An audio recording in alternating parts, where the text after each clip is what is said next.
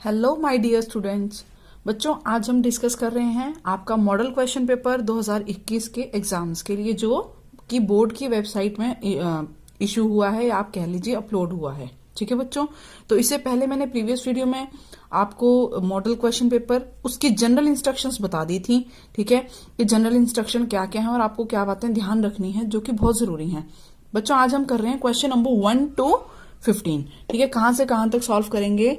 Question number 1 से लेके 15 तक मैं इस वीडियो में करवा रही हूं, जिसमें आपका सेक्शन ए कंप्लीट हो जाएगा। ठीक है, सेक्शन ए पूरा, और उसके बाद कुछ क्वेश्चन आएंगे आपके सेक्शन बी के। ठीक है, तो चलिए स्टार्ट करते हैं। उससे पहले बच्चों, चैनल पर आपके मैथ से रिलेटेड वीडियोस अपलोड हो रही हैं। आप एचपी बोर्ड से किसी भी क्लास के 9 to 12, ठीक है, हैं तो आप चैनल सब्सक्राइब कर सकते हैं। तो देखो बच्चों, पहला क्वेश्चन है 10th क्लास बोर्ड के लिए। ठीक है, 10th क्लास बोर्ड के लिए फर्स्ट क्वेश्चन आपकी स्क्रीन पर है। HCF of integers 12 and 15 is. ठीक है, HCF बताना है 12 and 15 का, यानी कि हिंदी मीडियम इंग्लिश में देखो, दोनों में हम करेंगे। पूर्णांकों 12 और 15 का HCF बताओ। तो बच्चों, HCF कैसे फाइंड आउट करते हैं? दो तरीके हैं। एक है प्राइम फैक्टराइजेशन मेथड, मैं सब समझाती भी चलूंगी आपको। ठीक है, तो बच्चों ये मत सोचना कि हमें आता है तो हम नहीं सुनेंगे, ये आपका रिवीजन भी होगा और तैयारी भी होगी।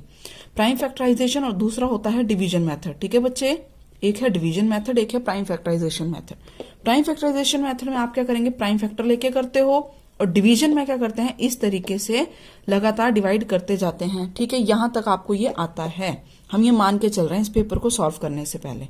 ठीक है, नहीं भी आता तो भी हम सीख जाएंगे। देखो, ठीक है बच्चों, तो हम इसे प्राइम फैक्टराइजेशन और डिवीजन दोनों से कर सकते हैं। अब देखो बच्चों, क्योंकि ऑब्जेक्टिव क्वेश्चन है तो छोटा है ना, तो मैं इसको डिवीजन से कर रही हूँ। देखो 12, 15 इस तरीके से हम करते हैं। अब 12 एकम 12, ठीक है, यहाँ पे कितने बच गए हमारे पास? 3, और यहाँ पे फिर 12 ये उतार लिया। इस तरीके से हम लोग फैक्टराइजेशन करके क्या निकालते हैं? HCF निकालते हैं। सॉरी, डिवीजन से HCF निकालते हैं। तो 3 चौक 12 और ये 0, तो कितने नंबर पे 0 आया? 3 पे। तो यहाँ पे HCF क्या हो जाएगा? 3। ठीक है बच्चे, तो एक तो मेथड ये हुआ, एक तरीका तो ये होगा। दूसरा तरीका देखो, जिन बच्चों को नहीं आता ये वाला, दूसरा देखो। दूसरे में क्या करेंगे? पहले 12 के आपने क्या निकालने हैं? 12 के आप करेंगे LCM। तो देखो 12 का क्या होगा? 6 दूनी 12, 2 3 6 और 3 एकम 3। उसी तरीके से फिर करेंगे 15 का। तो 15 का देखो क्या आता है, मतलब 15 किस किस के पहाड़े में आएगा, लिखते जाओ।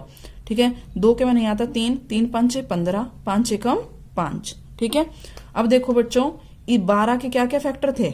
12 के क्या मल्टीपल आए? प्राइम फैक्टर्स 2 × 2 × 3, और हमारे 15 के आए हैं 3 × 5। तो देखो 3 ही जो है इन दोनों में आ रहा है। इन दोनों में कॉमन क्या है? सेम संख्या कौन सी है? सिर्फ 3 है। ठीक है, तो HCF क्या हो गया? 3। ओके, ऐसे आप कोई भी क्वेश्चन कर सकते हैं। ठीक है बच्चों, मैंने आपको 2 मेथड बताए इस क्वेश्चन को सॉल्व करने के लिए। छोटे नंबर हैं, 12 और 15 लिखा, भाग किए, 3 इसका आंसर आया। जिसको ऐसे नहीं आता वो ऐसे कर सकता है। सेकंड मेथड, प्राइम फैक्टर निकालो इसके। ठीक है, जिसको और शॉर्टकट करना है, क्योंकि आपको ये करके नहीं दिखाना है पेपर में, सीधे आंसर बताना है।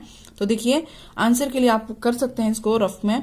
12 को लिख लिया 2 दूनी 4, 4 तियां 12। 15 को लिख लिया 5 दूनी 5 तियां 15। तो 3 जो है वो दोनों में आ रहा है, इसलिए HCF क्या हो गया? 3। ठीक है, जो जितने नंबर कॉमन आएंगे उनका आप मल्टीपल ले लेंगे। तो 3 यहाँ पे HCF है।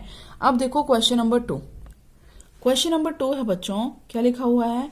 In a quadratic equation ax² + bx + c = 0, then the sum of roots will be. तो जो रूट्स हैं उनका सम क्या होगा? ठीक है, तो बच्चों किसका क्वेश्चन है ये? आपका क्वाड्रेटिक इक्वेशन चैप्टर का। ठीक है, या आप कह लीजिए जो पॉलिनोमियल चैप्टर है उसका ये क्वेश्चन है, सेकेंड चैप्टर से।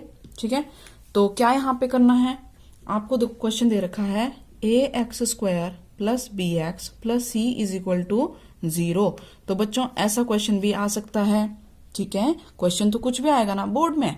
यहाँ पे देखो क्वेश्चन आ सकता है कि द्विघातीय समीकरण की क्या लिखो, जो एक जनरल इक्वेशन है वो बताइए, या right the general equation of a quadratic equation. तो ये स्टैंडर्ड फॉर्म है। ठीक है, कोई भी क्वाड्रेटिक इक्वेशन द्विघातीय समीकरण होती है, उसकी ये इक्वेशन होती है, मतलब पावर 2 वाले के लिए ये स्टैंडर्ड फॉर्म है। अब देखो इसका आंसर डायरेक्ट है, कुछ नहीं करना। क्या होता है? जो इसके आंसर आते हैं उनको बेटा क्या बोला जाता है, जीरोस बोला जाता है। ठीक है, क्या कहते हैं उन्हें, जीरोस कहते हैं, या सॉल्यूशन बोलते हैं, या क्या बोलते हैं, रूट्स बोला जाता है। ठीक है बच्चों, जो यहां से x की आंसर आएंगे ना 2, क्योंकि पावर कितनी है 2, तो इसके आंसर कितने होंगे, 2 आंसर आएंगे। ओके, तो अब देखिए क्वेश्चन क्या था आपका, क्वाड्रेटिक इक्वेशन में then the sum of roots will be, तो सम ऑफ रूट क्या होगा। ठीक है, तो हमें पता है जो रूट्स आते हैं 2, उनका नाम हम, एक का नाम अल्फा दूसरे का नाम बीटा रखते हैं। ठीक है, याद है आपको, जो रूट्स होते हैं उनका नाम क्या होता है, अल्फा और बीटा। अब अल्फा प्लस बीटा भाई किसके इक्वल होता है, माइनस बी अपॉन ए, ये बी और ये ए, माइनस बी अपॉन ए, और अल्फा डॉट बीटा क्या होता है, सी अपॉन ए। तो आपसे क्वेश्चन में यहां क्या पूछा हुआ है कि सम बताओ, तो ये रहा sum, minus B upon A, option A जो है ये आपका राइट हो जाएगा इस क्वेश्चन का। अगर बच्चों यहां पर आपसे पूछते कि प्रोडक्ट ऑफ रूट बताओ, प्रोडक्ट ऑफ रूट्स बताओ, ठीक है, तो आंसर क्या होता, सी अपॉन ए, तो हमारा बी आंसर राइट होता। ठीक है, समझ में आ रहा है ना सबको। अब देखिए नेक्स्ट क्वेश्चन, अब देखिए बच्चों नेक्स्ट क्वेश्चन क्या है हमारा, question number 3, if in a pair of linear equation if a1, यहाँ d1 की जगह a1 होना चाहिए बच्चों, a1 upon a2 is not equal to b1 upon b2, then the system of equation will have infinitely many solution, exactly one solution, या no solution. ठीक है, ये आपका क्वेश्चन है। तो थर्ड क्वेश्चन में क्या आपको बताना है कि इसके आंसर कितने होंगे। तो बच्चों आपको याद होगी ये टेबल हम लोग करते थे। ठीक है, देखिए चैप्टर 3 में ये टेबल आपने पढ़ी है क्या, अगर a1 upon a2 not equal है b1 अपॉन b2, तो लाइन क्या होती है, इंटरसेक्टिंग, और जब लाइन एक दूसरे को काटेंगी तो कितने आंसर आएंगे, एक आएगा। ठीक है बच्चे, तो इसका आंसर कौन सा राइट हो जाएगा इस क्वेश्चन का, आपका ऑप्शन नंबर बी यहाँ पे राइट है। ठीक है बच्चे, a1 upon a2 not equal हो b1 अपॉन b2, तो क्या होता है, एग्जैक्टली वन सॉल्यूशन होता है। ठीक है, वन सॉल्यूशन। और अगर पूछें, अगर ये पूछ लें अगर ये कि a1 upon a2 not equal है b1 अपॉन b2, तो बताओ इसका ग्राफ कैसा बनेगा।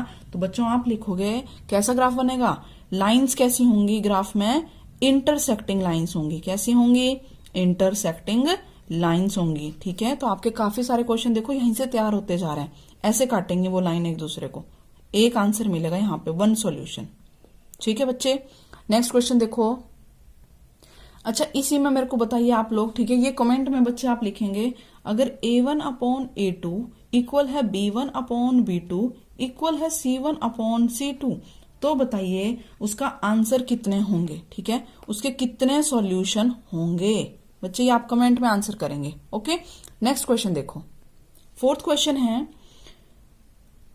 in a quadratic equation ax square plus bx plus c is equal to 0, discriminant d is equal to fill up minus 4ac। बहुत simple है बच्चों, discriminant की वैल्यू क्या होती है, d is equal to b square minus 4ac होता है। तो यहाँ फिलअप में क्या आ जाएगा भाई, b स्क्वायर। कौन सा ऑप्शन में दे रखा है, ऑप्शन नंबर बी, तो बी राइट आंसर है, ऑप्शन बी इसका राइट आंसर है। नेक्स्ट क्वेश्चन देखो, क्वेश्चन नंबर 5, एपी से क्वेश्चन है, common difference of AP, AP दी हुई है, क्या एपी दे रखी है, फिफ्थ क्वेश्चन। ठीक है, एपी दी हुई है 3 1 -1 3 और फिर इस तरीके से, तो बताओ इसका कॉमन डिफरेंस क्या होगा। तो बच्चों कॉमन डिफरेंस कैसे निकलता है, इसको क्या, सबसे पहली संख्या को क्या बोलते हो, ए, है ना, और जो ये नेक्स्ट जैसे इसको a1 a2 a3 a4 है ना, तो d किसके इक्वल होता है बताओ, a2 माइनस a1 के इक्वल होता है। तो a2 क्या है भाई 1 1 माइनस 3 कितना आया बच्चे, माइनस का 2। ठीक है, तो आंसर कौन सा हो जाएगा हमारा, ऑप्शन बी यहाँ पे राइट हो जाएगा। ठीक है, फिफ्थ का आंसर होगा ऑप्शन नंबर बी, -2 जो है वो कॉमन डिफरेंस है। हिंदी वाले बच्चे, अगर हिंदी वाले बच्चे वीडियो देख रहे हैं तो सार्व अंतर, बच्चे जो सार्व अंतर है वो कितना आएगा, -2 आएगा। नेक्स्ट क्वेश्चन देखियो, according to Pythagoras theorem 5 square plus 12 square 5 square plus 12 square is equals to, ठीक है, किसके इक्वल होगा। तो आपको बताना है पाइथागोरस थ्योरम। पाइथागोरस थ्योरम क्या कहती है, राइट एंगल ट्रायंगल में परपेंडिकुलर, बेस और hypotenuse, H square is equal to P square plus B square. ठीक है बच्चे, ये आपका चैप्टर 6 में पाइथागोरस थ्योरम का यूज हुआ है। तो 5 स्क्वायर 12 स्क्वायर किसके इक्वल है? तो बच्चों आपको यहाँ पे इसको पूरा सॉल्व करने की जरूरत नहीं है। ठीक है, कैसे करोगे? देखो 5 5 25, लास्ट में क्या आता है 5, और 12 का स्क्वायर कितना होता है? 12 का कितना होता है? 144 होता है, 144 होता है। और 5 और 4 मिलके कितने बनाते हैं? 9। चलो पूरा ही प्लस कर लो आप लोग। ठीक है, 5 + 4 9, 4 और 2 6, 169। किसका रूट है ये? 13 का। ठीक है, इसका स्क्वायर रूट लेंगे तो कितना आ जाएगा? 13। यानी कि यहाँ पे किसके इक्वल होएगा? ये 13 के स्क्वायर के इक्वल होगा। तो कौन सा ऑप्शन राइट हो गया? Option number A. ठीक है, ऑप्शन ए 13 यहाँ पे राइट है। नेक्स्ट क्वेश्चन, तो बच्चे 7th नंबर का क्वेश्चन देखिए। 7th क्वेश्चन में क्या है? 9 second square A 9 sec square A minus 9 10 square ए किसके इक्वल है? ये आपको बताना है। ठीक है, किसके इक्वल है? तो बच्चों यहाँ पे ट्रिग्नोमेट्री का क्वेश्चन बन रहा है आपका। क्या कह रहा है? 9 second square A minus 9 10 square ए। तो बच्चों आपकी एक आइडेंटिटी होती है। ठीक है, क्या? 1 + 10 square A is equal to second square A होता है कि नहीं होता? अगर देखो क्या करें यहाँ पे हम लोग, इसको यहां ले आए और 1 को इधर ले जाएं, तो ये क्या बन जाएगा? या आप सिंपल देखिए, यहां पे हम लोग क्या कर लें, 1 + 10 square A is equal to second square A, और 10 को यहां ले जाएं तो 1 is equal to second square A minus 10 square A के इक्वल होता है। ठीक है, तो अब इस क्वेश्चन में क्या करेंगे? जो मेन क्वेश्चन था हमारा, 9 ले लिया मैंने बाहर, इन दोनों में से 9 बाहर आ गया, क्या बचा? Second square A minus 10 square A. Okay, 9 बाहर, second square A minus 10 square ए, जिसकी वैल्यू किसके इक्वल है? 1 के इक्वल। तो इस पूरे की जगह पे क्या लिख सकते हैं? 1। तो यहाँ क्या हो गया? 9 × 1, जो कि आंसर हो गया 9। तो बच्चे कौन सा ऑप्शन राइट हो जाएगा? ऑप्शन नंबर बी यहाँ पे आंसर हमारा राइट होगा। नेक्स्ट क्वेश्चन, क्वेश्चन नंबर 8 में क्या कह रहा है बच्चों? A line intersecting circle in 2 points is called. वृत्त को 2 बिंदुओं पर काटने वाली रेखा कहलाती है। ये सर्कल है, इस तरीके से लाइन जा रही है, 2 पॉइंट पे काट रही है। तो बच्चों इसे क्या कहा जाता है? सीकेंट कहा जाता है। ओके, क्या कहा जाता है? सीकेंट। यानी कि ऑप्शन नंबर सी यहाँ पे राइट आंसर है। ठीक है, क्या कहते हैं इसे? छेदक रेखा। नेक्स्ट क्वेश्चन देखो। अच्छा, अगर ये एक लाइन इसको एक बिंदु पे कट करती हुई जाए, ठीक है, line intersecting circle eight 1 point, तो उसे क्या कहते हैं? बताइए कमेंट में। 9th क्वेश्चन देखो बच्चों, fill in the blanks using correct word given in bracket. ठीक है, ऑप्शन देखो, क्वेश्चन है all squares are, option are similar या कॉन्ग्रुएंट। तो बच्चों सारे के सारे स्क्वायर, देखो ये रहा स्क्वायर, एक स्क्वायर ये है और एक स्क्वायर ये है। ठीक है, ये सारे स्क्वायर आपस में क्या हैं? सिमिलर हैं, एक जैसे हैं, कॉन्ग्रुएंट नहीं है। कॉन्ग्रुएंट क्या होता है? जैसा एक का साइज है उतना ही दूसरे का साइज हो। ठीक है, तो ये सारे क्या हैं? सिमिलर हैं। तो यहाँ पे आपका राइट आंसर भरोगे आप लोग फिलअप में, सिमिलर हैं ये। ओके, 10th नंबर का क्वेश्चन देखिए। क्वेश्चन नंबर 10 में क्या है? बेलन का आयतन है, volume of cylinder. Volume of cylinder कितना होता है भाई? कितना होता है वॉल्यूम ऑफ सिलेंडर? πr² होता है। ठीक है बच्चे, कई बार क्वेश्चन आता है कि वॉल्यूम ऑफ कोन कितना है। ठीक है, तो हो जाता है 1/3 πr²h, यानी कि इसका अगर 1/3 करें तो वो कोन का वॉल्यूम होता है। ओके, तो ध्यान रखना, वॉल्यूम ऑफ सिलेंडर πr²h है, 1/3 πr²h जो है वो कोन का होता है। ठीक है, नेक्स्ट क्वेश्चन देखो। Question number 11, probability of an event E plus probability of event not E, यानी कि probability of E plus probability of not E. ठीक है, तो इसको ऐसे भी लिखते हैं। ठीक है बच्चे, तो ये किसके इक्वल होती है?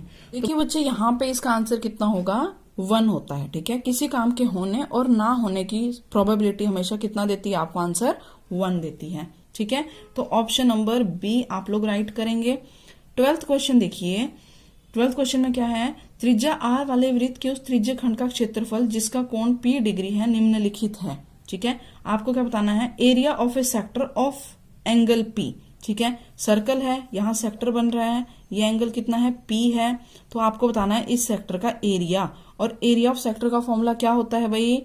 θ/360 पाई आर स्क्वायर। तो बच्चों इस क्वेश्चन में यहाँ पे मिस्टेक है प्रिंटिंग में, ठीक है, लिखने में। तो यहाँ पे ऑप्शन नहीं है कोई भी राइट। तो राइट आंसर क्या होगा वो मैं आपको बता रही हूँ।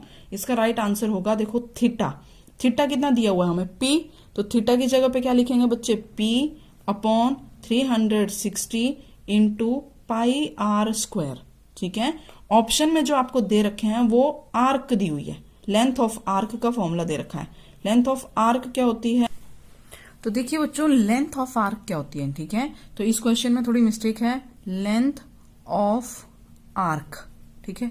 आर्क यहाँ पे आर्क का फॉर्मूला आपके पास ऑप्शन में दे रखा है। जैसे ये एंगल पी है तो हमें ये वाला फॉर्मूला यहाँ पे दे रखा है, जो कि आपका कितना होगा, theta upon 360 multiply 2 pi R radius, क्योंकि आर दी हुई है, ठीक है। तो बच्चों यहाँ थीटा की जगह उस थीटा की वैल्यू कितनी है, एंगल कितना दिया हुआ है, कोण कितना है, पी है। तो ये फॉर्मूला आपका यहाँ थीटा की जगह पी रखोगे तो P upon 360 multiply 2 pi R, ऐसे बनेगा ये, ठीक है। तो देखिए नेक्स्ट क्वेश्चन 13 नंबर का क्वेश्चन, सेक्शन बी यहां से शुरू होता है अब, ठीक है। तो आज हम कर रहे हैं क्वेश्चन 15 क्वेश्चन कंप्लीट कर रहे हैं इस। तो देखो बच्चों क्या है आपका सेक्शन बी का पहला क्वेश्चन 2 मार्क्स के 13 number question, find the HCF and LCM of 12, 15, 21 by applying prime factorisation method, ठीक है। तो देखो एमसीक्यू में पहला क्वेश्चन इसी तरीके का था, वैसे इसको कर लेंगे हम लोग, ठीक है। तो हमारे पास है क्वेश्चन नंबर 13। कैसे इसको सॉल्व करना है वो देखिए सॉल्यूशन। तो सबसे पहले एलसीएम कर लेते हैं, ठीक है। एलसीएम निकालने के लिए क्या कर लेंगे हम लोग, देखो 12, 15 और 21 को, ठीक है, 12, 15, 21 को इस तरीके से लिख लिया। प्राइम फैक्टर का यूज करना है तो इसी तरीके से करेंगे। तो देखो किसके पहाड़े में आते हैं, 3 के में, 3 चौक 12, 3 5 15, 3 7 21, ठीक है। 4 यहाँ पे 2 2 4, 5 और 7 सेम रहेगा, 2 1 2, 5 और 7 सेम रहेगा, ठीक है। तो यहाँ 5 आ गया और फिर यहाँ पे हमारे पास क्या है, 7 है, ठीक है। तो 1 1 1 हो गया सारी जगह पे, ठीक है बच्चों। तो एलसीएम कितना हो गया भाई, 3 मल्टीप्लाई 2 मल्टीप्लाई 2 मल्टीप्लाई 5 मल्टीप्लाई 7, ठीक है। जो आएगा यहाँ पे वो आपका एलसीएम है। ये आप खुद यहाँ पे कमेंट में बताएंगे ये वाला भी। तो इस तरीके से बच्चों कुछ नहीं है, सिंपल है बिल्कुल। एचसीएफ के लिए क्या करेंगे, प्राइम फैक्टराइजेशन का ही यूज करना है ना। तो बच्चों इसमें ना 2 मेथड हैं, पर यहाँ पे अभी मैं आपको एक बता रही हूँ। इस तरीके से करिए आप, पहले 12 के फैक्टर कर लो, फिर 15 के और फिर 21 के, ठीक है, फिर 21 के। इस तरीके से प्राइम फैक्टर्स हम लोग इनके ढूंढेंगे, 12 के प्राइम फैक्टर। तो देखो 12 किस किस के में आता है, 2 2 6 12, ठीक है। फिर 2 3 6 और 3 एकम 3। 15 किस किस में आता है, 2 में नहीं आता, 3 में आता, 3 5 15, ठीक है। 5 एकम 5। 21 किस में आता है भाई, 3 में आता है, 3 7 21 और 7 एकम 7। अब देखो 12 के फैक्टर कौन कौन से हैं, 2 मल्टीप्लाई 2 मल्टीप्लाई 3, ठीक है। 15 के क्या हैं, 3 मल्टीप्लाई 5 और 21 का क्या था, 21 का है 3 मल्टीप्लाई 7। तो देखो बच्चों तीनों में जो सेम आ रहा हो, 2 यहाँ है पर यहाँ नहीं है, ठीक है। 3 इधर भी है, इधर भी और इधर भी है, तो तीनों में 3 आ रहा है ऐसे। तो एचसीएफ किस किस का, 12 15 और 21 का कितना हो गया, 3 हो गया।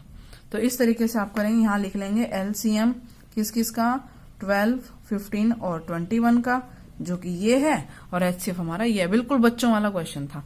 नेक्स्ट देखो अब क्या है 14 number question, find the zeros of polynomial 4s square minus 4s plus 1, ठीक है। बहुपद 4s square minus 4s plus 1 के शून्य ज्ञात करो, यानी कि आपको इसके आंसर्स बताने हैं। सॉल्यूशन बोल लो, जीरो कह लो, ठीक है, या रूट्स कह लीजिए, एक ही बात है बच्चों, ठीक है। तो देखो क्या है question, 4s square minus 4s plus 1। तो बेटा यहाँ पे हम क्या करेंगे, मिडिल टर्म, ठीक है, मध्य जो संख्या है ना उसको द्विभाजित कर, 2 भागों में तोड़ेंगे, स्प्लिटिंग द मिडिल टर्म का यूज करेंगे। तो आप लोगों ने एग्जाम में तो ऐसे नहीं बनाना है, ये तो यहाँ समझाने के लिए मैं कर रही हूँ, ठीक है। ये हो गया हमारा सॉल्यूशन स्टार्ट। तो देखो सॉल्यूशन में कैसे करेंगे, 4s स्क्वायर सेम उतार लो, 1 को सेम उतार लिया, इस 4s के हम 2 हिस्से करेंगे। तो स्टेप 1 कैसे करते थे बच्चों, यहाँ रफ में साइड में करो, 4 into 1, 4 और 1 को गुणा किया कितना आया, 4। दो नंबर बताओ जिनको गुणा करें तो कितना आ जाए, 4 आ जाए। ठीक है, दो नंबर जैसे 4 और 1 का गुणा कितना आ रहा है, 4। तो दो नंबर अब बताओ जिनको गुणा करें तो 4 आ जाए। ठीक है, जिनको गुणा करें तो 4 आ जाए और प्लस या माइनस करें तो कितना चाहिए, 4 आ जाए। ठीक है, प्लस या माइनस करें आपस में तो माइनस का 4 आ जाए। तो कौन से हैं दो नंबर, 2 और 2, 2 और 2, 2 दूनी 4 और 2 जमा 2 4 होता है। तो देखो दो नंबर मिल गए 2s और 2s। ठीक है, अब यहाँ देखो साइन है माइनस और इधर है प्लस, यानी कि इन दोनों को माइनस करेंगे तभी तो यहाँ 4 बनेगा, माइनस माइनस प्लस होता है। तो हो गया क्वेश्चन। अब इन दोनों में से कॉमन ले लो, यहाँ पे 2 यहाँ पे 4, तो 2 बाहर आ गया। यहाँ s यहाँ पर भी था और यहाँ पर भी था, तो 2 के साथ यहाँ s भी कॉमन आएगा। अब क्या बचा, s माइनस, सॉरी यहाँ बच गया बच्चों 2s माइनस 1, माइनस देखो यहाँ माइनस यहाँ प्लस का 1, कुछ भी दोनों में सेम नहीं है, तो यहां से मैंने माइनस साइन बाहर ले लिया, माइनस का 1। ठीक है, अब यहाँ पे क्या बचा, देखो माइनस बाहर आ गया इसमें से, तो ये प्लस का रह जाएगा अंदर 2s। यहाँ माइनस था यहाँ प्लस था, प्लस बनाने के लिए यहाँ क्या होना चाहिए, माइनस, माइनस माइनस प्लस करेगा इसलिए, तो इज इक्वल टू यहाँ पे भी इक्वल टू। ठीक है, अब क्या हो जाएगा बताओ, ये और ये पूरी संख्या दोनों में सेम आ गई, तो इसको एक बार लिख लिया 2s माइनस 1 और इसको हमने एक बार लिख लिया 2s माइनस 1। अब इन दोनों को बराबर 0 रखो, तो 2s minus 1 is equal to 0 और दूसरा 2s minus 1 is equal to 0। ठीक है बच्चे, तो यहां से s बताना था ना हमें, शून्य बताओ, जीरोस बताओ, तो क्या हो जाएगा 2s is equal to 1, s is equal to 1/2। तो यहां से भी same 2s is equal to 1, s is equal to 1/2। तो s की दो वैल्यूज क्या आई, 1/2 एंड 1/2। ये हमारा आंसर है।